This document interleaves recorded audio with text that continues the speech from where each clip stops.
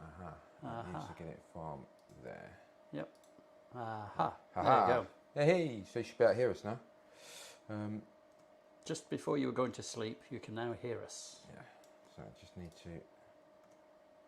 Woohoo! Hello everyone. I think you should be able to hear us. There's me and there's Chris. Who's I'm Chris. I'm off camera. You're off camera. But let's go across to our build space. There we go. So, hello everyone. We've been having a few technical issues. We're trying to set up a new camera, and we've got a new camera set up there now, which is a Logitech Brio 4K. And we managed to get the whole build space in, plus us. So I'm afraid you've got to look at our ugly mugs. But what we were struggling with was I'm using Restream to restream this from Twitch out to YouTube. And last week when I opened OBS, and Restream popped up automatically with a chat box, and we was using that to listen to the chat from YouTube's and from Twitch. But now all I can see is the Twitch chat, which isn't Restream. So if there's anyone in YouTube's, you know, before you leave, obviously ding the bell and do all the other things you're meant to do in YouTube's. But head over to Twitch, twitch.tv/Clifford Ages, and find us there, and you better join in the chat, because for some reason this week I can't join in and can't get it working. So where are we at? We are building the horizontal stabilizer of our Sling TSI, which is a 4-seat aircraft. Last week's episode, we deburred all the bits. It's a big deburr. So we deburred all the parts. We've clear-coated it together, which are these things here, which are like temporary rivets, and you put them together to hold it in place, so you can actually get the structure in place. You can make sure that you've got all the parts in the right place and all looking as if they're going to work and there's no problems. So we've got it deburred. Next step for us is to work out where we need to dimple the skins. On the Sling TSI, the difference between the Sling TSI and the Sling 4, which is its predecessor, still a 4-seat aircraft, is the fact that what they've done is they've sunk the rivets into the skin. Not all the rivets, just the ones on the top surfaces of the horizontal stabilizer and the wings. And the idea, and some of the ones on the fuselage, the idea being is there's less lumps on the skin. Less lumps means less parasite drag. Less parasite drag is less drag overall, which means the aircraft is more fuel efficient, go faster, etc, etc. But we need to work out where on the drawings it needs to be dimpled, and then we dimple the skin. Now dimple, I've got a whiteboard, how cool is that? A dimple is, if you've got skin like this, and we've got our hole that goes through our skin. I'm not sure you can see that on the camera actually. So if we got our skin, and we've got a hole in the middle, and so we've got a hole through the centre here. What you do is you dimple the skin by putting a bevel on the skin, and then the rivet head sits in there to come through. I think I need to get some better pens for drawing on there. But if I show you on the camera, because I've got a bit that I messed up before, and you might be able to see it. If Chris jumps out of the way, I'll be able to see the camera. So you can see on there. So this is a normal hole. That's one that's not been dimpled. You can see the one next to it has been dimpled. So it's had a dent pushed into it. You can see on the other side it's pushed the dent through as well. And what we use is a set of, where have they gone? They are here somewhere. They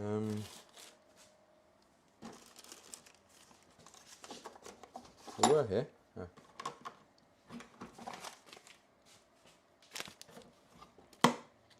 We use a set of dimple dies, and when you buy the kit you get both sets that are needed.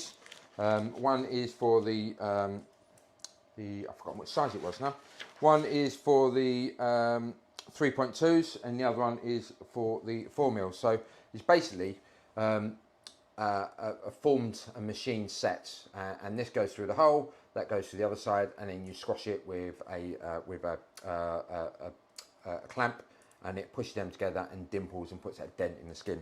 So that is the, it's 4mm, isn't it, I think? It's definitely 3.2, because that's the bits that go in this one. I'm sure the other one is 4mm, which is for the wings, and it's a slightly bigger set. So, what we're going to do is work out where we need to dimple them, and the best solution I've seen from other people building similar aircraft is you then mark with a Sharpie where it's going to be dimpled, and then you can take the parts of take the structure apart again. So remove all the clee codes, take it back to its component parts, and then you'll dimple all the parts. You'll clean them all up with a Scotch-Brite pad, which are these red Scotch-Brite pads. It's a bit like the Brillo pads you use for cleaning your dirty washing in the sink when the kids have just chucked the dinner plates in there. So you just clean it up with this. It's a bit rougher. You need the red ones, and it will key the skin ready for spraying. So our plan tonight is to work out where it needs to be dimpled, take the structure apart, carry out the dimpling, and then we can do the boring bit, which is cleaning up. And that's probably when I'll come in with the obligatory dad joke, because I need to think of one. Oh no, the dad joke. The dad joke, yeah. If you've got any questions, just chuck them in the chat. Me and Chris will try and remember to look at it every now and again. And again, if you're watching it over on YouTube, I can only see the Twitch chat, I'm afraid, because Restream hasn't worked for me. Obviously, safety first. We're going to wear gloves when we're handling the aluminium. Oh, actually, we don't need to now because we deburred it, haven't we? So we can put the gloves to one side. What we'll do is we'll hop back over to the desktop PC. Chris can watch the chat, and I will go, and he should have the desktop. Yes, cool. So if we go into the drawings, all the drawings are on Dropbox. That when you buy the kit, the factory give you access to the Dropbox. You go in there and look at the drawings. So what I've done here, so if we go back a level, you can see that it is in here. So you get all the drawings that are through here, and then we're building the empennage. We'll go into the empennage kits, and we'll make that full size just so you can see it. You should be able to see that nicely on there. You can just check it on the other screen. So this was updated, you can see there in 21, so 14th of June 21, obviously using the UN date system, year, month, day, and the vertical stabilizer was changed, or they've updated some of the vertical stabilizer part. But we're working on the horizontal stabilizer, which is the horizontal part of the T-tail of the aircraft, and this is what we're building. So the section we're building is here, and we need to work out where it needs to be deburred. Now, they've got a drawing here which shows you where it's going to be deburred on the skin, and they show you the parts that need to be deburred. But I've seen people mess this up where they've gone too far along the structure here, along the spar. Dimpled too many. I've not dimpled enough, then sprayed it. Need to dimple some more. So the best solution is if you build like we've done on the bench. And you like clear the whole structure together, you can then work out by looking at this drawing. You can see that the end rib and then the two ribs inside that need to be dimpled, not along the back edge because that's the rear spar, but all the way from the front edge all the way back and then up to that second rib. So now we can see where we need to dimple the parts. If we look further on in the drawing to the bottom part here, we can see that this is the area that needs to be deburred. And it says you're going to use 70 989. Now 989 is the component number. So this section, this section, this section, this section, that section, and then all these bits in the middle, there's 50 of them of 989 as well. So all of those, we've got 50 and 70, so 120 rivets, obviously because it's top and bottom. Don't forget there's a bottom. I know somebody did that. They're all the tops, and then it was like, bugger. So we've got 120 rivets just for that section that needs to be dimpled. So 120 holes need to be dimpled that we need to work out. And 989, if we go back to the front page, we can see here that 989 is these 3.2 millimeter rivets, countersunk rivets, and there's 240 of them. We're going to use 120 just for that section. So we need the 3.2 parts, and if we look across this, we can see that we need all of the ends. So if we go and mark those up, Chris, so all of the ends, so from the front skin, so if we go back to our big drawing here. So are they going from the front skin? So we got 1, 2, 3, 4, 5, 6, 7, 8, 9, if we move it along, 10. Chris, so everyone can see what we're doing. So there we go. There we go. So all the way from the front, but not the back. So not the back. All of them. Yeah. Yeah. So we put a little mark on across them. So just literally, yeah, either that or just, or rather than around it, because obviously when we dimple it, we won't be able to clean it up. So we want to So we just do like that, Okay. and then we can wash it off afterwards. Yeah. Yeah, just because we want to make sure that none of the Sharpie ink is still on the skin when we spray it, because it's going to be an issue then. And then we can do the same here. We can just go like that and all the way to the back like that. So that whole row there. Yeah. And then it's the third row, wasn't it? So It'll is be it 3 this rows? one. Yeah, it'll be Yeah, this one. that one there. So it'll be the same. So that one there, all the way through to that one there. And not the back one. And then obviously Yeah. this hole as well, So it's from here all the way along, yeah? all the way along. All the way along. So it's all the way along to that. That one there or the one before it? Nope, the one which is in line. So it's the one which is in line. In line. Yeah. Yeah, the problem is it's not fully in line. It's slightly off. So hopefully, Well, they drilled the holes. we they've didn't. drilled the holes, haven't they? Hopefully that's not out of alignment. It is. It's all lined up here, but hopefully that line there isn't a clean line of rivets. That one's not clean either, is it? No. So what we need to do then is I suggest we get the skin down and check. So Right. it's these skins here, Chris. So we lift these down. Where are you lifting from? Just lifting that section there. We'll lift Okay, it down. 'cause we We don't go want- straight to the floor. Yeah. And we lift these out. This is the rudder skin, so we'll put that back up.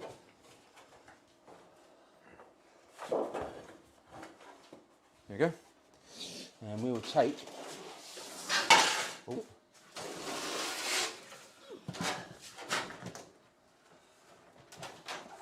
one of these. So this is the skin. We had them up on the shelf, hence we was off camera getting them. And we are looking at this one here. So this skin is going to go there. So we line that up, and actually looking at this, Chris, look, you can see it They're is, out of alignment there here. is out of alignment there. So there is, it's not out of alignment as such, it's just the way that they've been machined, because it's the line along the rib are equally spaced, and just the alignment's not worked out. So that actually does look like it's going to work perfectly, doesn't it? Yeah. Yeah. Okay. So, and then what we'll do is we'll dimple the ribs, we'll dimple the spar, yeah, and then when we do the skins at a later date, after we've sprayed and riveted all this together, we'll do the skins last, and we'll dimple these as well, and we'll use a special tool for that. It's called a DRDT2, which is a big C-frame tool, but my friend's borrowing my one at the moment, because he's building the same aircraft and he couldn't get one, so we'll come to that later. So, Let's put this back. We'll put this back over there. You got it? Yep, we'll just stand it up for the moment and we'll put it back on top later. Right. So, we were marking out, so we said from the end to that one there, yeah? Yep. And it'll be the same on the other side. Right. Now, because that has got that rib underneath, you see there, Chris, there's a rib underneath. That'll So need that to be. one needs to be done as well. So it's there. And there. Yeah, because that's a bit Yeah. stiffener. So that stiffener in there is there. There's not one this end. So all of those, all of those, all of those, and that section there, those 4 holes. If we just check the drawing Yeah. and come back to the drawing, we are looking at, so we've done all of these, done those, and these stiffeners are, there you go, it says countersink 8 holes, so it should be 4 on the top, 4 on the bottom at each end. So if we count those, is that 4 that we've marked? Yes. Excellent. So what we're talking about is these 4 holes here are inside the spar there, so those they need to be countersunk. The reason they're countersunk is because that material is a lot thicker, so then we'll use a special tool to countersunk that as well. Yeah. So we've done that. If we do the other end as well, Chris. Who's got James Power. Hi, Cliff. Hi, James. How are you? Right. Do we want to move this along? Yep. While you're doing that, I'll reply to messages. You can see us actually replying. Look. I'm not sure who you are, James. But yeah, hi anyway. So we'll move this back along. Do we And we'll say go we back. have a new viewer? A new viewer, but who must follow, because we're looking for the follows, because it's all about the follows and the ding the bells and all the other stuff. I haven't a clue what it does. Maybe at this point I should do the housemates Yeah. are about to prepare for dimpling. Yeah. So we do all of them. That's an English joke because I can't imagine that Big Brother gets outside of the UK. Yeah, it's international, isn't it, Big Brother? Oh, I don't know. There's crap everywhere. I mean, you know, to be honest. I don't watch it. So it's just the Housemates. Careful, right where you That one, is just the other side. that one It's there, that one, yeah? yeah. Right, that one there. So, right, look, because there's silver Clico. So, Yeah, it's a different size. Up to the silver Clico. Right, got Yeah. you. And then underneath. Underneath, it's that one there And to that one there, isn't it? Yeah. Right, and we don't do the back. Nope. And then what we need to do is turn it We over. need to turn over because we've got to do 120 dimples. So can And then you've got to somebody? do 120 rivets, don't And then, forget. yeah, I Right, know it's go. 120. Right. I know how many total. What way are we going? rivets. We'll go that way. Yeah, right? Yep. 3, 2, 1, left. See, this is why you need a friend to help you. Why If do I- anyone wants to be my friend, Yeah, I go. Why am I here then? Yeah. Okay, so I'm not your friend. Fine. I don't we mind. need Yeah, I'm that Billy one. No Mates. there, that one there to that one there, and then we need that one there, that one there, and then we need that one there. No. Yeah, 4. Is it 4? Yeah, you've 4. got it. Yeah. Right, so we've got all of them, that one there. Yeah, we need And to then do we the same do with the these. same this end, so on all of them,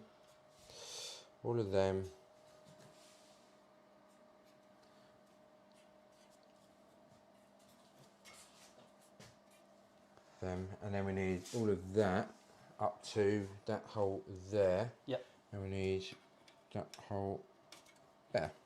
So that should be it. And that up to there, yeah. Yep. Right, Nothing on the I'll do back. that one. Yeah, I'll do that one. Yeah, I did. Yep. Right. That looks about right. So we check the drawing again, just to be certain. So we've got all of this row here, all the centre there, those ones there, all going to be dimpled. And then the ends of those need to be countersunk. Yep. And I'm just looking to see if there's anywhere else it mentions countersinking, and it doesn't. Or dimpling, it doesn't. So, and the reason I'm using, you can see Chris is looking at the paper drawings. They can't see. They can only see the drawing at the Oh, moment unless right, you switch okay. the camera. Yeah, Chris is looking at the paper drawings just over there. The paper drawings come like that in the kit. Now I've had this kit sitting here, sadly, for far too long. So because of that, we look at you should really always look at the drawings online on the Dropbox because they update them. And like, I literally got an email this morning to say that this set of drawings was, the drawings were updated yesterday. There was an email from me this morning. These are done in South Africa. And they'd updated some drawings on the fuselage kit pack, but you get to know about all of it. So if we just go back to the here, the next bit I've seen, so we worried about the dimpling and worried about all of these parts here. We know what's going to go on now. The next part is looking down at the horizontal stabilizer and looking at the finished section. Now, if we look here, you can see there's a cable coming through and a grommet. And this section here, it says enlarge holes in the ribs to 9.5 millimeters where the grommets will be installed for the electrical wire. So this here, if we look at the section there, we're looking at the front. So the way it is at the moment on the bench is the way it's laid out in this drawing. And we are looking from the front. We are looking at the right-hand two from the front. So looking at the front, it's the right-hand two. These back holes here need to have grommets and need to be widened out. So if we go back to our bench drawing, so it looks like it's this rib and this rib. And Chris is looking at the drawing as well, and actually it is in the drawing as well. And it's that back hole, so that one there, and that one there. So the two holes inside the ribs there need to be widened out to 9.5. It also includes this. No, it's that one and that one. Yeah. Hold on. Only goes one way. Yeah, but don't forget, that's this rib. Yeah, which I've done. No, you've done that one. Right, yeah, I've done. I need to go a long one, don't I? Well done. Yeah. Yes, well done. So it's not that one. So this is why you have, you check. So Yeah, that Billy one No there, Mates. Billy No Mates is that here one to there. help.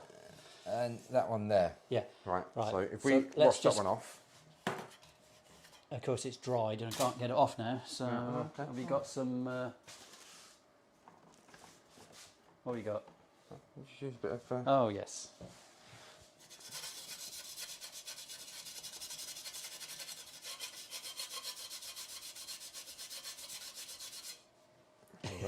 So we know that it's scratched up, and that's not the one. Yeah. We can use if you can use acetone is another thing actually, and I got some isopropyl alcohol here, which will get it off Ooh, really quickly. alcohol. Not to drink, Chris, not to drink. We can use some of that, which will get off the Sharpie even better. So You can tell who's the intelligent one here. Not me. there you go. One Sharpie pen removed. You'd never know it was there. Yeah. So yeah, I use isopropyl alcohol to clean the build beds on my 3D printers, which is why I have a massive bottle of it to one side. So, are we happy what we've got to do? We've got to widen that out to 9.5, widen that out to 9.5, dimple all the bits, yeah? Yep. And then we're going to prep them. Okay. Okay? So put the what we're drawings away. No, I'm going to keep the drawings handy just Yeah, in and I'm case. just putting them, I was going to put them down there out the way, and then we can start Okay. taking things apart. So I'm going to put the gloves on just because I know these things are sharp. And Real Geometry, hello, it's Mac. I know which Mac that is. Hello, hello, Real Geometry. And Mac is promoting your channel. I'm good. Ouch. James Powell. Why should I know James Powell? Ouch. Do you know James Powell?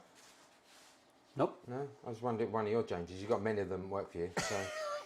Yeah. Chris has a thing where he only employs people with their name begins with J. Josh, Jamie, James, yeah. James, Jenny, two Jennys. You I don't, suppose. you don't know me, or maybe I don't know you. But hello, it's nice to welcome to the channel. Yeah. Yeah. So I want to know. It's top of. It's funny. I have 5 James in my office. Yeah. At the top, it's saying now streaming no game. So I need to change stream elements because it's got no game in now. I need to change that. So in stream elements, I need to fix that. Well, do you want to do that, and I'll take? Well, no, because if I do it, it's going to break what we're doing. Yeah, well, don't break it. I mean, it's taken us this long, and Who else we got in the? we've got an audience. we got- Remember, we got- 2's companies, 3's an audience, We got- 4's an we angry got- crowd. we got- Anybody advance on 5? We've got 5 in there. So we've 5? got we got F Top Payer, James, Moomins, Real Geometry, and Skip Talk. So yeah, Fair right. enough. Should we start that end? If we get the buckets down, the Clico buckets, and then we can put the Clico straight in them. Yep. Different Clicos, different colours, different sizes. Just Yep. make sure they go in the right buckets. bucket. So Otherwise, for those of you who don't know what a Clico is, I'll quickly show you. You have these. I'll stand this side. You have these Clico pliers, and you get the Clico, and you put it in like this, so it's clamped. And then if you can see at the top on the stream, if I do that, you can see it goes very long, it goes very thin, and as I release it, it closes back up and holds it. So you put it, you can make it nice and long, stick it through the hole in the aluminium, and you release them, and it holds them back. The other thing they're known as is panel pins, because they're used in panel shops, like spray booths and things like this, where car mechanics and that are fixing cars up. So yeah, so Chris is taking them apart. So we strip these front sections off. You do that side, I'll do this side. okay. So, and then we'll get it all done. So, this aircraft supposedly, if you believe the factory, should take between 800 and 1,000 hours to build. So, there's a lot of streaming you're going to be watching, a lot of dad jokes. Not but- the dad. but- You're limited to one dad joke a stream. Any more than that, and I'll go on strike. I can't remember which one. one I used last week, actually. I think it was my database one, wasn't it? I think. It was your dad. No, that's really sad. I remembered it. Oh That's no! it's funny, that's why. Yeah. Oh. I think we should rename the channel then and called Two Mates and a Plane, or One Mate and a bad joke. It's otherwise I'll do me the housemates accent again, which is in terribly accent. You can get away with it being Scottish. So. Yeah, but they don't know I'm Scottish. Hey, all right, old pal. Oh, yeah, great, isn't it? You know. Yeah, they do now. The other thing we're going to do as well is we're not going to do it on stream because it's going to be heinously boring for you. Not that this isn't boring for you. Stay, please. Is the fact that one of the projects we're working on as well is there's not a great app for building the aircraft. So what we're going to do is, one of the problems you have is you have barcodes on the parts like this, but you have to take them off before you spray it. You'd write, as we've done and we showed before, you write the part number inside the parts. You do it on the inside so it can't be seen from the outside with a Sharpie. But then you're going to spray with a primer, which then means you can't see the part number, which then means, well, which part is that? So then you troll through the drawings trying to work out which part it is. So what we're going to do is use a bit of machine learning and AI because it's all about tech, and anyone who knows me knows it's all about tech. So what we're going to do is take a bunch of pictures from each of these, upload them to the cloud, to Azure, and then use cognitive services and the Azure AI tooling to be able to take a picture of a part that's on a bench with your mobile phone, yeah, and it will go off to cognitive services, machine learning, and it'll come back and say, I believe that part is whatever part it is.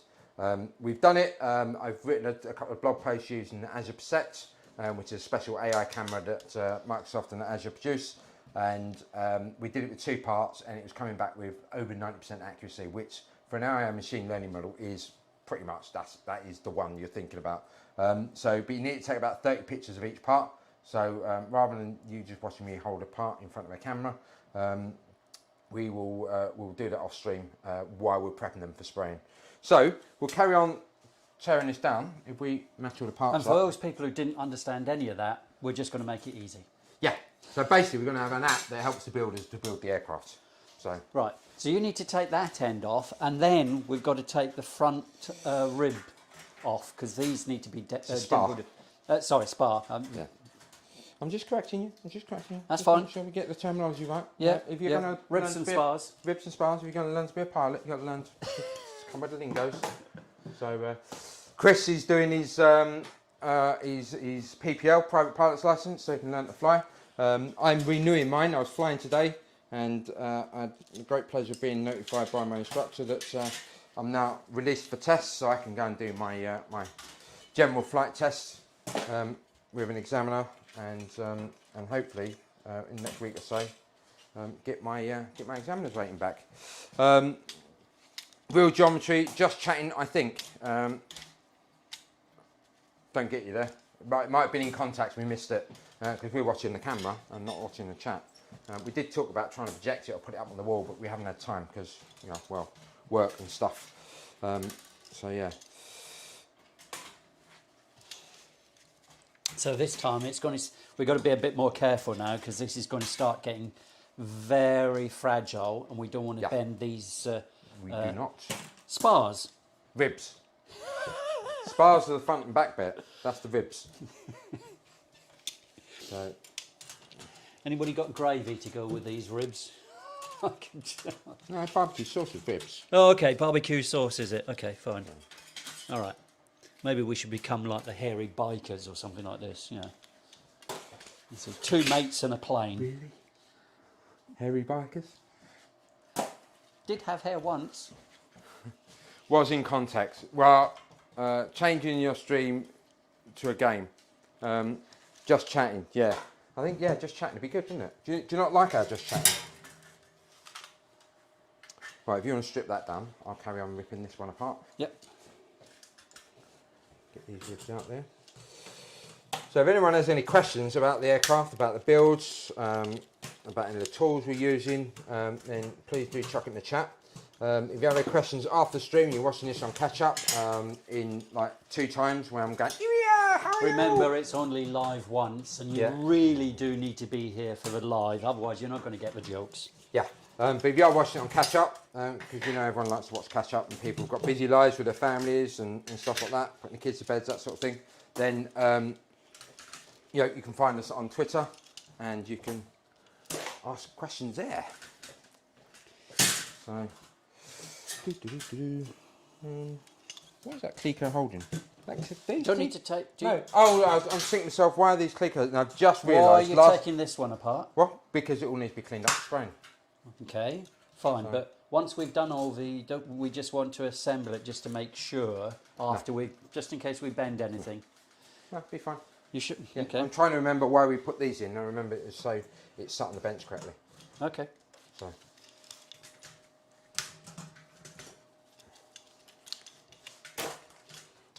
And the reason I don't want to put it back together again is because if you keep taking it apart and putting it back together, that's where you risk damaging the parts. So I'm going to just try and limit the number of times we're doing this.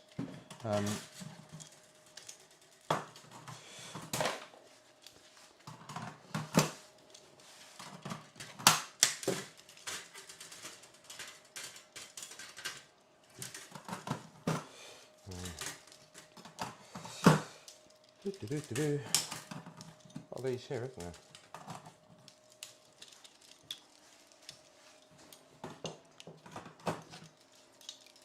And the idea is we're going to try and do this once a week.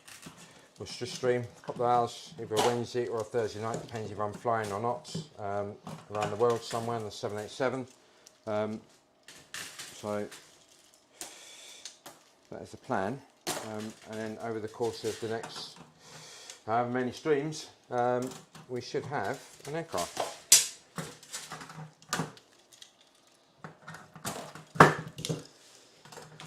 Right. Right, so now what we need to do is find all the parts that need to be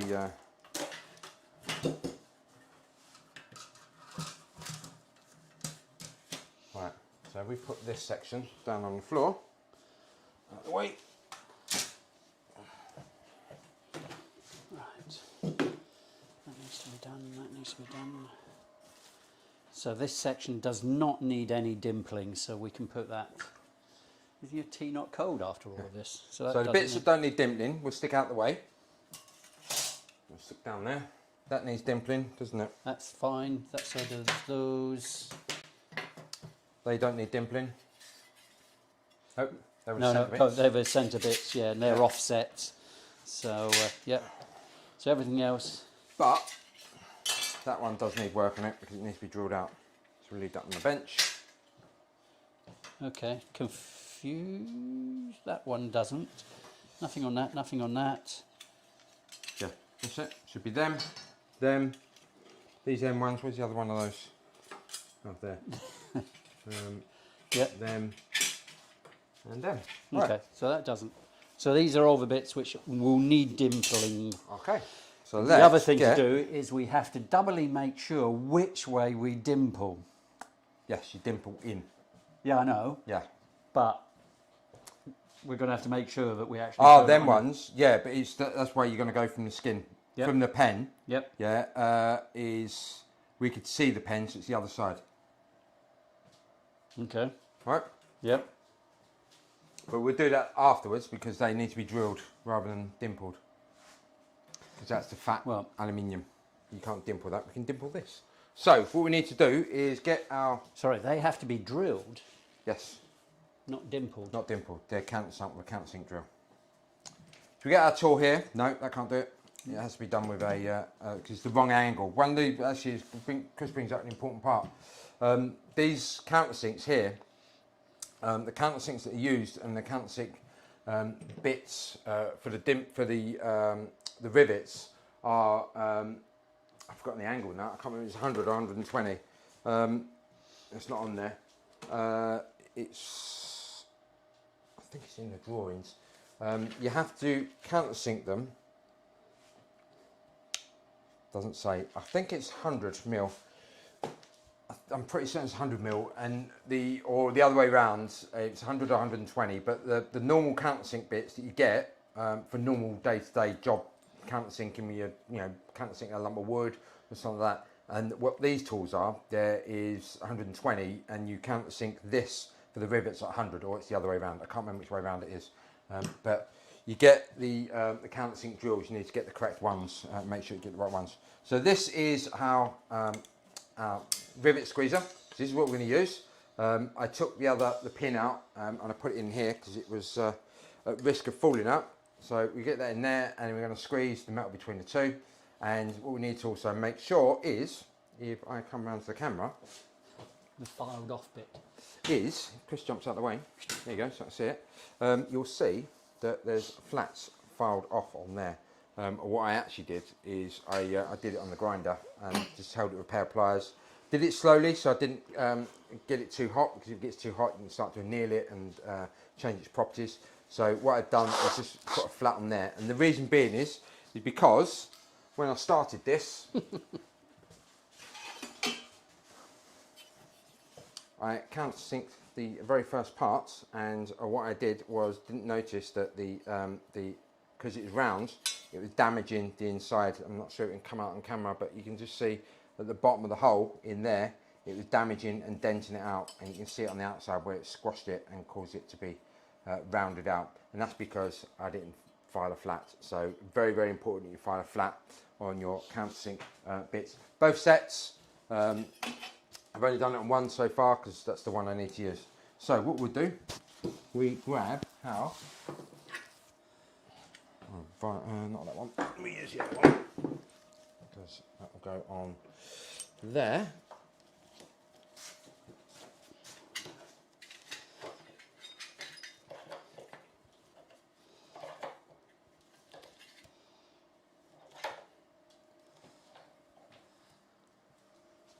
Do that, and we will do that. There we go. So that is all set up. As you can see there, we have it set up to start to countersink the parts. So we need to make sure that the dimple goes into the frame. So if I was to do it that way, it'd put the dimple the wrong way. Because actually no, sorry, it is that way, isn't it? Right, yeah, so that's going to go that way, and it's going to dimple. So what I need to do is make sure, and that's why I put them the sections that way around. Make sure that they are, the heights is, they're not quite touching because you don't want it to quite touch. It's be just shy of touching, but that's a bit too much. And what you're looking for is the ends of the dimples not to touch. So we go down and we go through the hole there, and then just squeeze it, and it puts a small dimple into the skin. So, and then we got to the boring task of just doing that. Welcome to the Dimple Show. Yeah.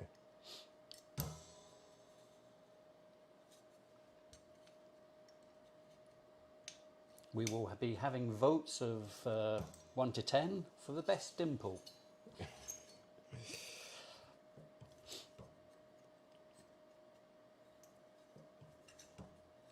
I mean, if we can have, if there's a website called Rate My Rack for those who are in IT, then why can't we have a website for Rate My Dimple? How many dimples are we going to be doing on the whole plane? Lots. Lots It's and lots in and the lots. thousands. It is. So there we go. We've dimpled that part, so we can put it to one side, and we'll move on to the next part. Quality control over this side. So we'll have quality control that side. Chris can check that. And I'm not sure how many people are left in the stream. I'm not sure you've all left through boredom. Well, you've Or missed not. them. No, You've got to wait still until there. the end. You've got to wait till the end, and you get the dad joke. I mean, Well, you I know, could give all you of that this joke is- now. No, you want Oh. them to wait until the end because Oh, the look. highlight of the show is the dad joke. So what you're saying is there's a cliffhanger in this. Oh, oh! I never saw that one coming. You did you? Right, so that has moved slightly. Anybody else want to put some Cliff jokes in there? Yeah, come on, let's have in the chat the best joke. Come on, let's get the jokes going in the chat, because me dimpling isn't exactly the highlight of your evening now, is it?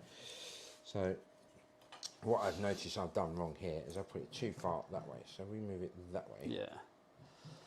And what you want to try and do is make sure it's level with the top of your vice there, so it goes in nice and level.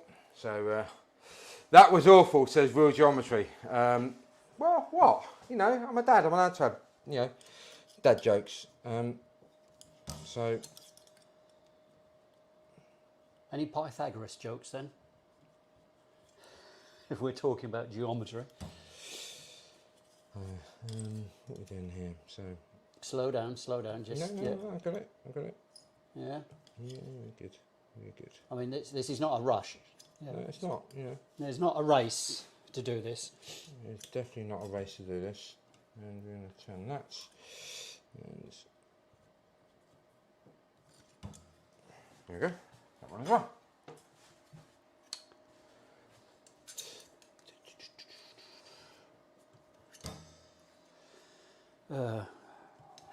Right, anybody name somebody with a famous dimple? I can think of one actor. The famous dimple. Yeah. You don't normally get dimples both sides of your mouth. No. No? Yeah, I'm sort of thinking, a famous actor with a dimple. Yeah, rode a chariot round and round. No, you got me. Okay, fine. Just remember, Chris is really old, so it could be a really like 1940s. Really old. 1940s, 1950s. You know, back when TV's only come in black and white, that sort of thing. What? Oh, sorry, he's here, isn't he? Yeah, he can hear me. Yeah, I'm in the room. 1930s, 1940s. Yeah. I was brought up in Scotland. Yeah, I lived next door to Logie Baird. Yeah. Did they even have TVs in Scotland? Did Signal get? Hold on. Who was Logie Baird? What? Who was Logie Baird? The guy that invented the TV. Yeah. Yeah. So where did he come from? He was Scottish, yeah, but he did it in Hastings, didn't he? I don't know about the Hastings bit. Yeah, that's where the TV was invented. Oh, You're okay. not driven to Hastings. You drive into Hastings, there's a big sign that says TV invented here. Does it? Yeah. Okay, fine. Whether it was or not, I don't know, but you know. I thought they... How did Pythagoras win a fishing competition? He was a good angler. Oh, that's good. We like that one. We do like that one. That's very good. Yeah, like it. Yeah, I can see where this show's going to go. Yeah. Two mates and a plane. Yeah. Yes. I'm glad we haven't got motorbikes. But anyway, you've got plenty of push bikes. Mountain bikes, yes, I do love my mountain bikes. So, Yeah, it's a bit too much like hard work for me. I'm old. 1934s, 30s, 1940s. Yeah, definitely old.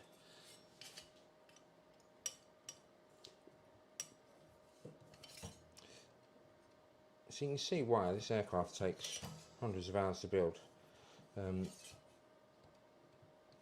Doing this lot is great fun. But that's why we have you guys here with your Pythagoras jokes. I do like that one, a good angler. Do you think I'll get away with using that next week as a dad joke? No. No? Okay. Somebody will remember. Who was your mate in Australia? He's not on, is he? Not Shahid. Shahid. Shahid Iqbal. That's a he's pity. He's in New Zealand. New Zealand. New Zealand, yeah, he's down under. So for him, it's breakfast time. He might not be up yet. Yeah, that's true. Yeah, New So- Zealand. What are we? Sort of. I don't know what time it is. The clock in here has stopped. Oh, that one, yeah. My gran got me that clock, but it's 10 to 9. 10 to 9. Yeah, the problem with the clock is the fact that it ticks really loudly, and it uses 2 AA batteries in about 3 weeks. Obviously, because it puts all its energy into making it tick. Yeah, every time I change the batteries, they last about 3 weeks. And I thought to myself, well, you know, I'll keep the clock because it was a gift from my gran. But I can't keep putting batteries in it because that's bad for the world. Rechargeables. Well, yeah, but then kind of when they go flat, it runs slow, so you can never know whether you can trust the clock. So it kind of defeats the object. The idea of a clock is the fact that you can trust the fact that it's going to work until the right time. You don't want it to be correct just twice a day. You want it to be correct, every time you look up at it, don't you? Really? Well, yeah. If you stop it, it'll be correct twice a day. Yeah, exactly. I mean, if you leave it running, it will never be correct. Well, at least. Well, it will. It will still be correct. A couple of times a day. Yeah. There you go. What we want is sodium batteries. What we need to do is get sodium batteries organised, get rid of all these... Well, there's the you got the glass batteries as well, haven't you? Which was Professor, I think his name's Peter Feelgood, I think he was. He was the guy that invented lithium batteries. See, it's a tech show here. We're giving you tech knowledge, not just Pythagoras. But he invented the lithium batteries back in the 60s. He's now in his 90s, I believe, and he's based out in Austin, Texas. And he works for the Austin University there. And he's invented glass batteries. So the problem with batteries, rechargeable batteries, is they have an anode and a cathode, the two plates, and in between them you have a dielectric which separates the two plates. So if you think of a car battery, it's a lead acid battery, so it has lead plates and the acid is the liquid that's in between it. And in a lithium battery, it's in lithium plates, and you have a dielectric which is soft in the middle. And what happens is, as the plates are charged and discharged, you get these spikes start to grow between them. It's called dendrites. And when one spike goes all the way through and gets to the other side, it shorts out the two plates and it damages the battery. Which is why if you keep charging your battery and discharging your battery and charging your battery, certainly if you go down below about 10% charge of the battery and then you plug it in, it draws so much current, those dendrites grow really quickly and damages the battery. So what he's invented is a glass battery where that dielectric in the middle of the two plates is glass and it's solid, which means that the electricity can flow across it. The dendrites can't grow because, well, they can't grow through the glass because it's a solid. It's a very, very clever system, and he invented it a few years ago, and he's just waiting for someone to come along and buy the rights so they can make it, because obviously being a university professor, he knows his stuff and how to invent stuff, but he's not someone who goes and manufactures and builds stuff. So the other advantage is you can then charge it at really high power, which means it will charge really, really quickly. So you can charge a mobile phone battery, or that size anyway, equivalent size, in about 3 minutes from fully flat to fully charged. So it's a very, very clever battery system. So I'm still looking across at the chat, and all we've got is the angler joke. So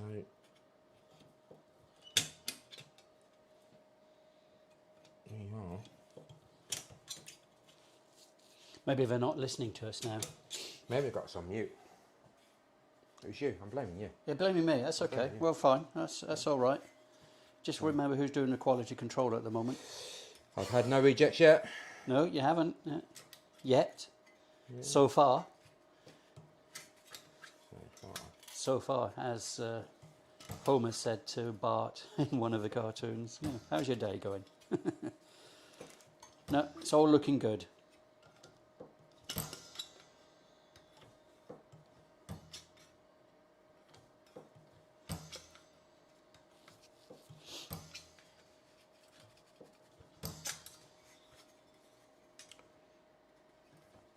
Because we're going to get onto some big bits now after this, and we've got to be a bit more careful on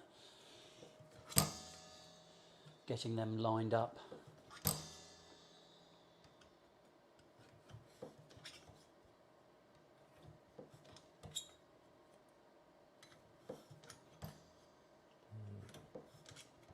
So where is everyone in the world? Why don't you put down a flag of which country you're in, so we know. I'm guessing a few people from the UK, but where else?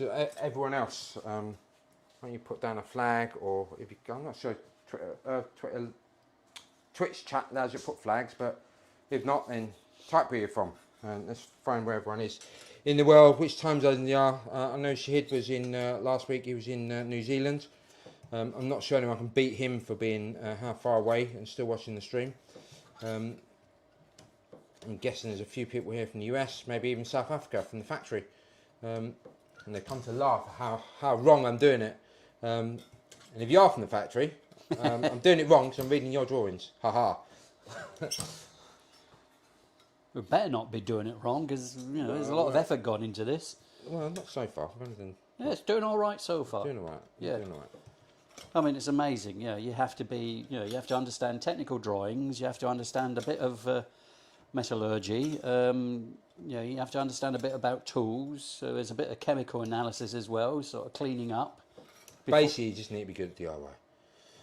Yeah, I was never good at DIY. Building models when I was young. Oh, Yeah, loved that. Counts. That counts. There we go. It's pretty good, really. I built my first bike back in 19. No, I'm not going to tell you because you already know I'm old. So I built my first bike Right, because that's my not dad right, is made it? me. That's not going to work. So what we'll do is I built my first car as well. we'll take those out of there. We'll take Okay, these are all good. that off of there. A couple of the drills are a bit close. They're a bit close to the edge, but that's fine. Yeah, that's fine because they're on the inside of Yeah. the inside of the part. I know what everyone's thinking. It's like, Cliff, why are you changing the vice? What's different between the vices there? And I will show you shortly. It's because that one has got fixed that way, and this one I can undo this bit And rotate it and rotate it through 90 and degrees. get it at a nice angle. And about there should do it.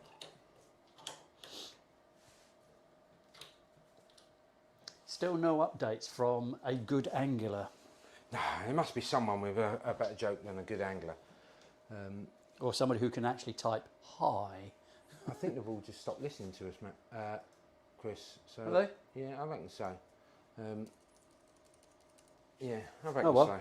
Well, fine. Well, we're just going to carry on No, anyway. I'm here, so James is still here. So Well, hello, James. I'm glad. That's making it all worthwhile for us. Yeah, we like performing for an angry crowd. so James, where in the world are you then? Do tell. Oh, there we go. Right. So, if I Now we've got to support this because we don't want to we, because this is quite a lot of single line all the way along. yeah, it's from there all the way to the end. Yeah. So if I do the squishing bit and you support it. Okay. Yep.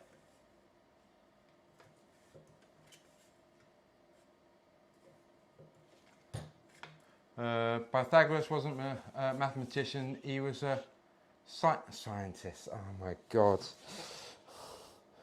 Really? James is from Kent. We are in just north of Heathrow, near to Chertsey, is where we are, and we're building this in a shed. No, it's a hangar. A hangar. Hangar one. Hangar one. There's a story behind that. I needed to build a shed to build the plane because Mrs. A wouldn't let me build it in the house, and we all know that the married one is, or domestic management, as she's better known, is always the important person in life. So I built a shed, and I jokingly called it throughout the whole build Hangar One, because you obviously need more than one hangar. So Hangar One, because it was going to build the aircraft, and she moaned and complained about me calling that. And then for my birthday, she bought me a sign that says Hangar One, which is stuck on the wall outside. So she's obviously getting on board now with this aircraft build. And even though she hates flying, she will come flying in it, because when she sees me jumping in the thing and flying down to the south of Spain or going down to Gibraltar, because we've got family in Gibraltar, and going to say hi to them just for lunch, because why not? Or maybe not just for lunch, but for Yeah, but it's a overnight day and stay. a bit to get down there. Yeah, If you've got so- 4 hours, You need to lift it up a touch, Chris. Cause Yep. there you go. got it. It's about a 3.5 hour flight each way. You could do it in a day, I suppose. You'd be knackered though.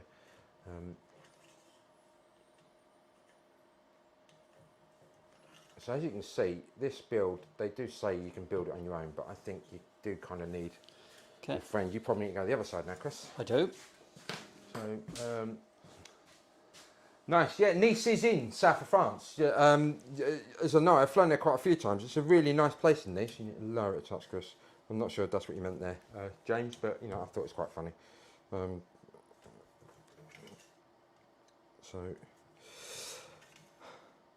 as all things, when you're building stuff, DIY or otherwise, everything is all about preparation. So you don't just paint the wall, you have to sand it down and fill the holes and everything else. It's all about preparation. The same with building an aircraft. The actual sticking the rivets in is the simple, quick and the fun bit, because you actually start seeing bits come together. But all the prepping of deburring, of checking where you got to stick the dimples, dimpling it, enlarging holes, etc., etc. Deep joy. Is the what is seen as being the boring bit. Just seeing where we've got to go up to. Where my finger is, that's yeah. why I put my finger where it, to stop. Don't get this caught in there. I'm getting carried away here. I'll just squish it. Yeah. So.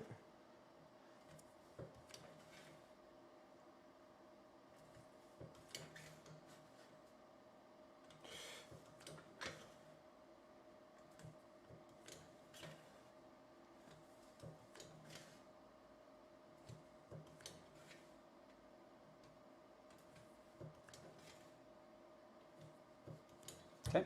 There we go. That's one of them done. It's just the other one to do now.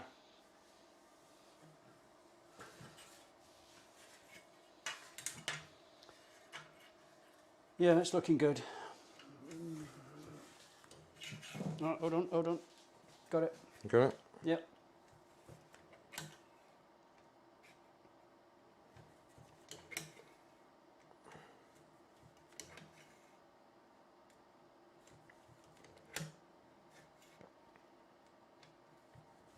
You just lower it a touch. So, I was looking at a project the other day, Chris. By the way, you remember that magic mirror job that I was looking at? Oh, yeah. You remember we had the TV screen and we put some stuff on the front of it. Yep. For the magic mirror. Yeah, I was looking at that again the other day. So I really see myself in that. You know, it's quite a good project. I think. See yourself in that, and it's a mirror. Yeah, it's my dad joke. Come on. Get with the programme, man. Oh. You just slipped that one in without I did. actually sort of giving it any build-up or anything. Oh, yeah. right. I mean, they were probably listening going, oh, this sounds interesting, a mirror joke. Oh, and he can see himself in it. Doy. No, I was actually thinking about doing it again, and the reason is there's a fantastic project on GitHub, home. It's about home automation, and it's home sun cover, and it basically it's one of the top projects on GitHub now for PRs, pull requests, where people from all over the world are putting together things. So if you've got like your major home. And you've got Hue lights, and you've got LED light strips from another company, and they've got an app, and you've got a light thing from another company's got an app, and you've got a camera, like this RTSP stream camera up the top there, which you think is that one. No, that's the wrong one. It's that one. As you can see into the workshop. Say hello, Chris. It's behind you. And the RTSP string camera.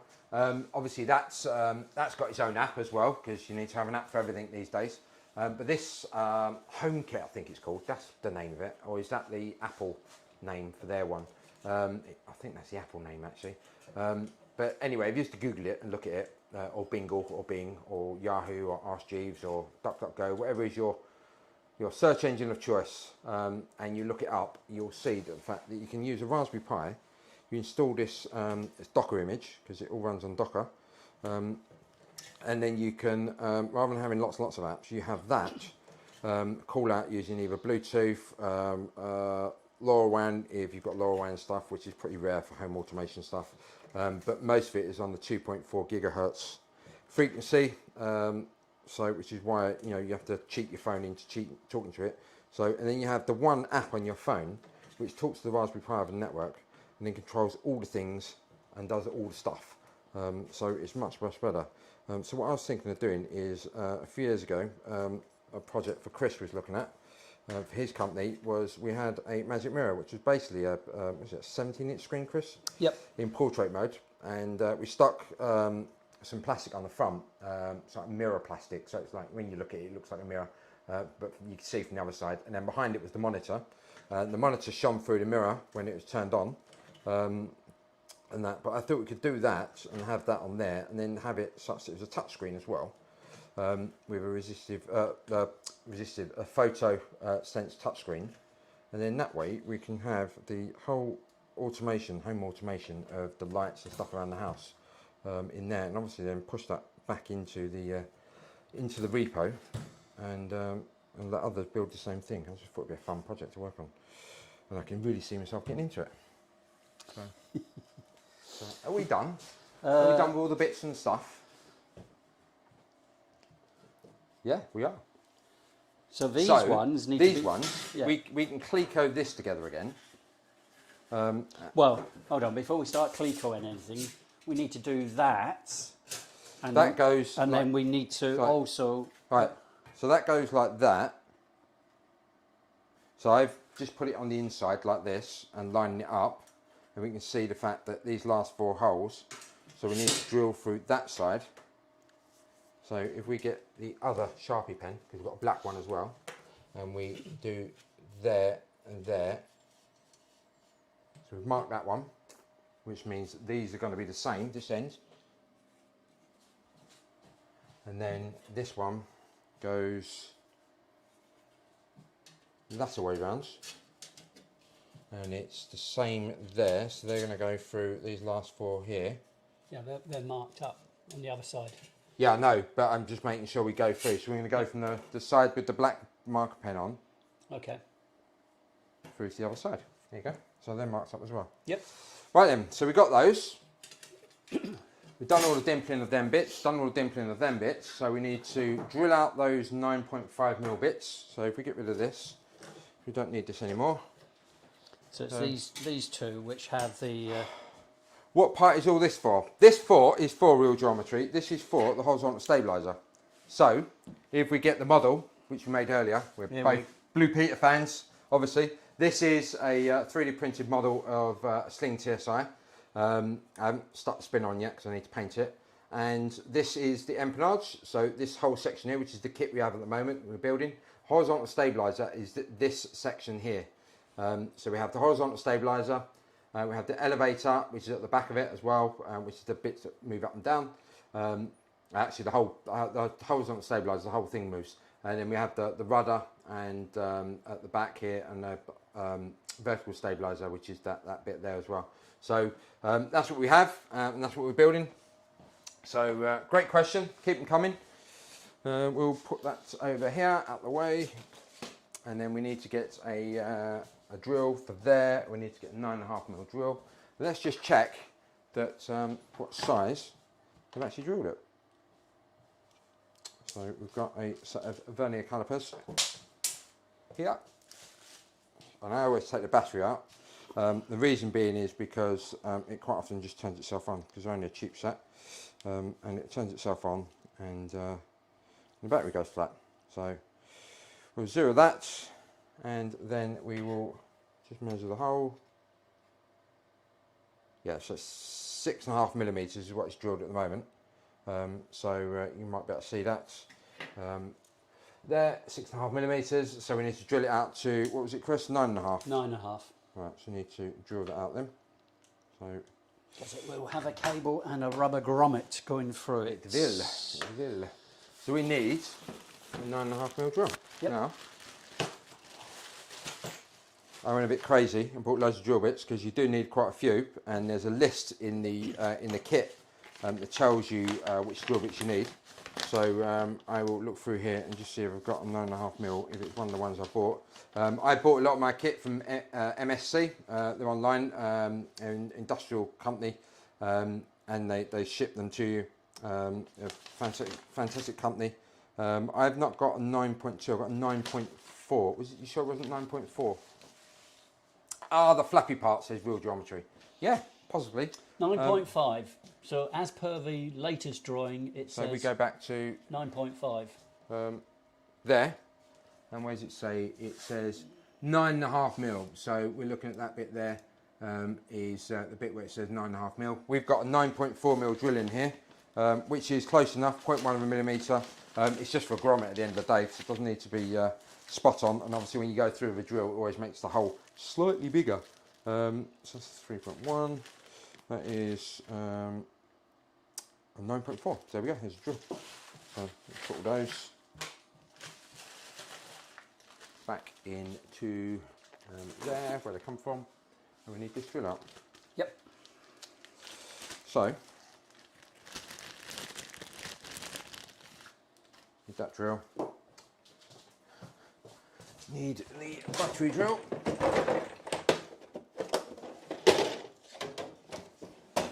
The other thing you want to do as well with your drill bits is you do not want to contaminate The flappy part. yeah. That's a fair description, really.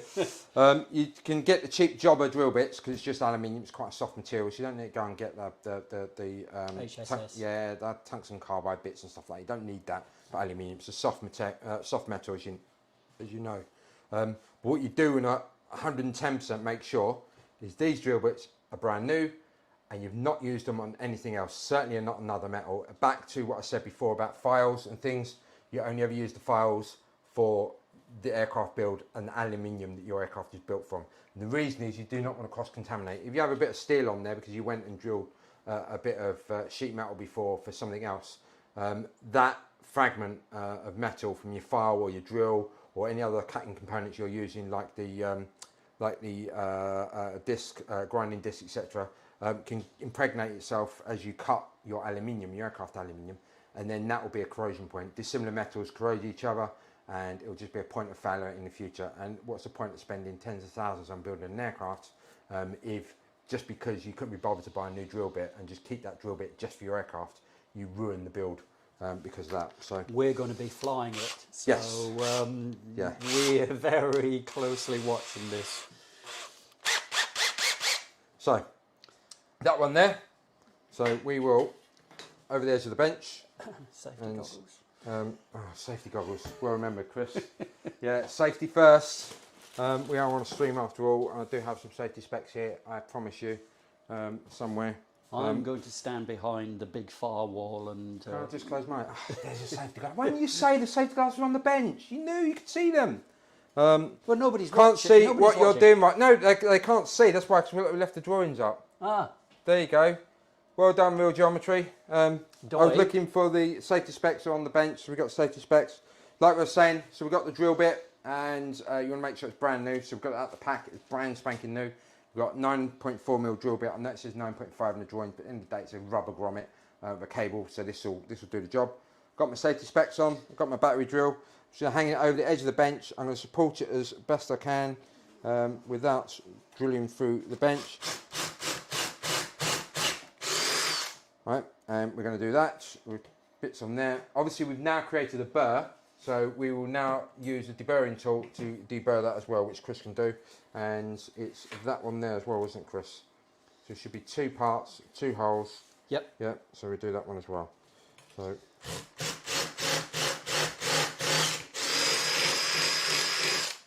There we go. Yeah, this is going to be a little bit tricky because this is quite a big hole, really. Put the drill back in there so we know it's an aircraft drill and I'm not going to use it on something else. Take out the safety specs. You're putting some weight behind it, yeah? Not too much because I don't want to go in too much. Well, it's a grommet, isn't it? So Yeah, I know, but it only needs to be a little bit off of it. no, it's quite a big burr on that. That's it. That's not going to work. That's why, because it's too small, isn't it? So we'll use this one. This is a nice big one. This is a manual one. There you go. And through there as well. And that one as well. So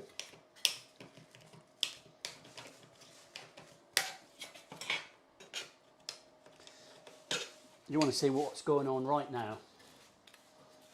yeah, so there we go. So we've butchered those, cut those, and there you go. Now we have to do the really important part and clean up. Don't tell Mrs. A that I used a Hoover, okay? Which between us.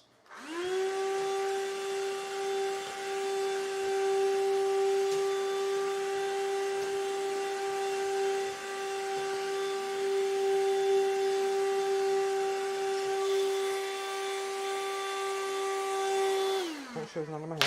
There you go. We're done. How cool is that? For now, at least. So we got all these bits done. The next bit we need to do is countersink these sections here, these little holes here. So we need a special countersink drill bit. It's called a drill stop, which I have here somewhere.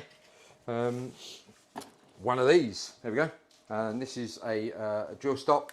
So some micro-stop drill bits. If I come around to the stepping on the parts. So this here has got the countersink in the side, and that's the wrong one. This is for the 4mm hole, so I'll have to dig out the real one for this.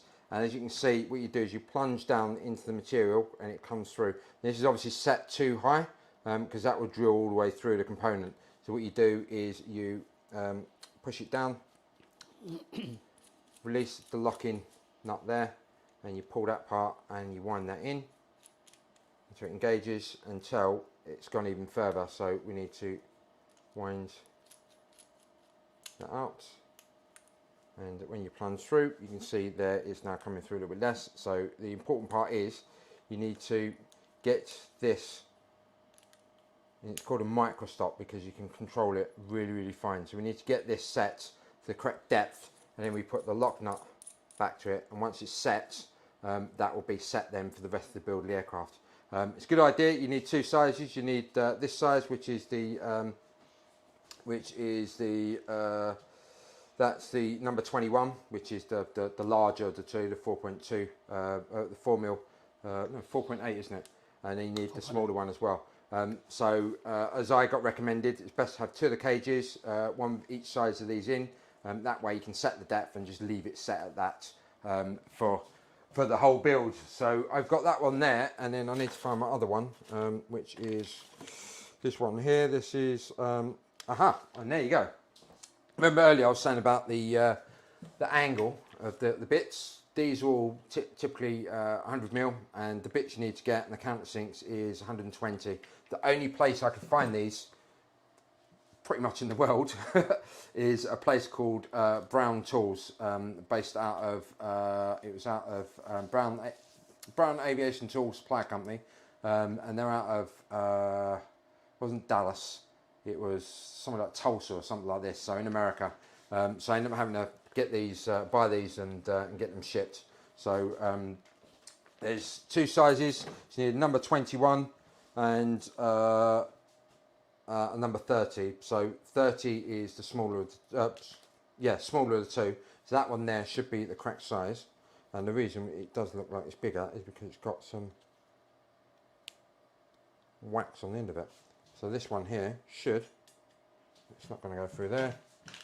That one, it's got a smaller point on it. There you go. It's got some wax in it. Hello. There you go. It's this one here, the other way around. So, and that one there should go through there, but it doesn't. So we need to make those holes slightly bigger. So, and it will go through and then countersink our part. So, because I'm not sure of which part we've got, so that is definitely a larger one. That is definitely a number 30. That is definitely a number 21. And was there another size? So let's go back and look at the drawings.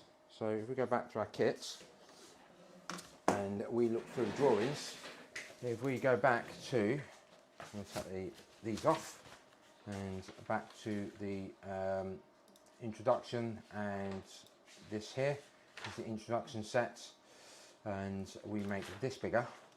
This is the basically the very short, as you can see, 17 or 18 pages. It tells you how to build the whole aircraft, and it goes through all the details, what you need to do, where the drop box is, instructions for the kit. Assembly, everything else, the chemicals you need to buy, the terminology they've used, the responsibilities, the legal blurb, that sort of stuff.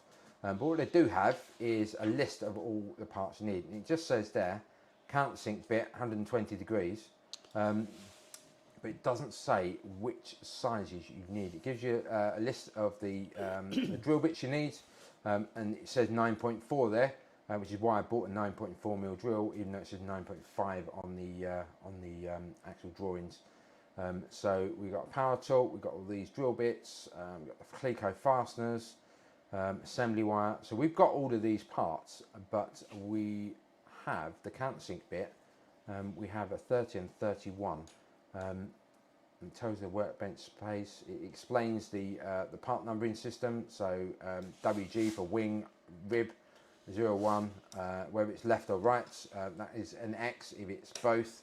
F is for the TSI, and 0 is the first revision of the part. So it talks about the whole preparation. The plastic coating was the blue stuff. He says peel off last week, lining them all and bending. And then it shows here about filling the rivets, the holes in the middle. And these are the rivets that get used, and it tells you what size to drill them. And it talks about dimpling and countersinking here. So we see here there are 2 countersink rivet sizes and countersinking parts. Parts require 3.2 and which will be pre-punched 2.8. And smaller dimple die sets is used on these holes, and then and have to be cleaned to 3.3 millimeters drill afterwards. So once we've countersunk it, we need to drill out with 3.3. I'd missed that step because it doesn't mention it on the drawing. So we need to get a 3.3 and run it through all those holes that we just dimpled. And then for the 4mm countersunk, they're pre-punched to 3.3, and then afterwards you run a 4.1mm drill through them. So we need to get that drill and run it through all those dimpled holes. So hold on, all the holes we've just dimpled now have to be drilled out with a 3.3mm drill. Okay. A cleaning drill. Fine. So we clean it out. A few parts that cannot be dimpled due to thickness and till, which is the part we're looking at. These parts need to be countersunk with 120mm tool. The rivet hole size should not increase out after countersinking. So that hole, I bet, is because it's a 2.8mm drill bit. A 3.2mm rivet. That hole is going to have been drilled at 2.8mm, which is why the countersink won't go into it.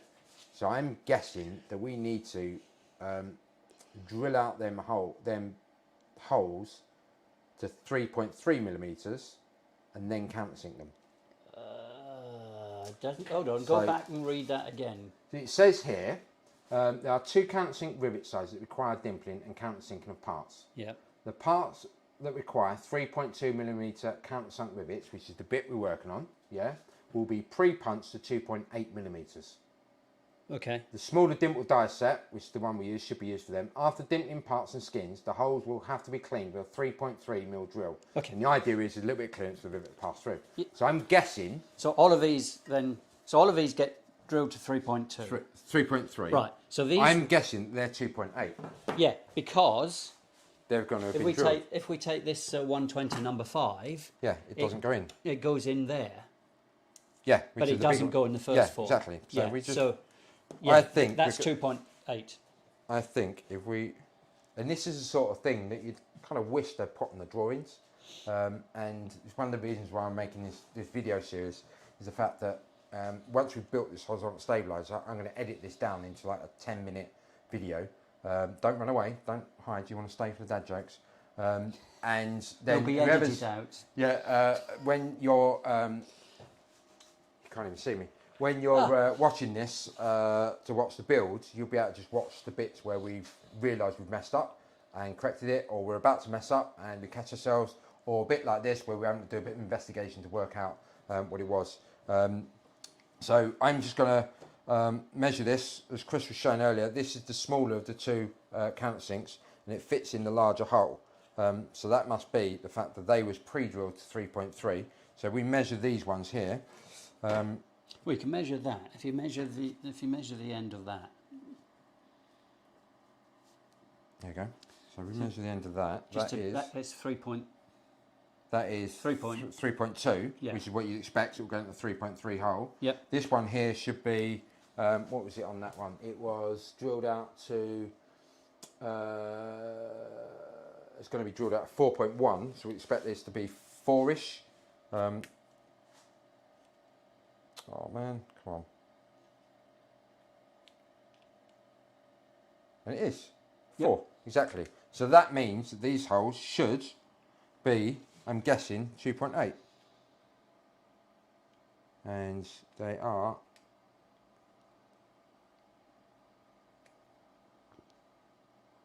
2.65. Yeah. But the holes are so small that the teeth of the vernier calipers here can't quite get in there. They're not really designed for doing that measurement that small. They're designed for measuring slightly bigger holes. This is just a cheap set, and that battery's dead. So we need to confirm that if we these need get drilled out. Why did they not drill them in the first place? You would have thought they'd drill them in the right size, but maybe they, because it's thicker, and they've drilled them to the correct size for the rivet heads. Yeah, I understand drilling these. So Yeah. we just need to be really clear, these- because the last thing we want to do is actually drill them. Those, yeah. And then when you actually go to the rivet just gets pulled through. Yeah. So I'll tell you what, it's 9:30. Why don't we? The option you have, if you get stuck with this, you send an email to the factory, to the tech team at the factory, or the other option is that you text your friends that are also building the same aircraft, that are a few steps ahead of us, and ask them what they did. So why don't we stop there? Sounds good. We'll ask a friend, because that's what you do. Yeah. It's not quite a millionaire job, but we'll ask a friend what they did. Far off. And then the other thing we'll do is we'll get some scrap bits of metal to set up these parts. I need to find the other drill stop. I do have 2 of them. I just can't find the other one. It's here somewhere. So we'll stop there for this week. I'll find the parts. We'll ask the question, and next week, in this thrilling series of building a sling aircraft, we'll come back and work out what it is, because I think we're right. I think we need to drill these out at 3.3 and then countersink.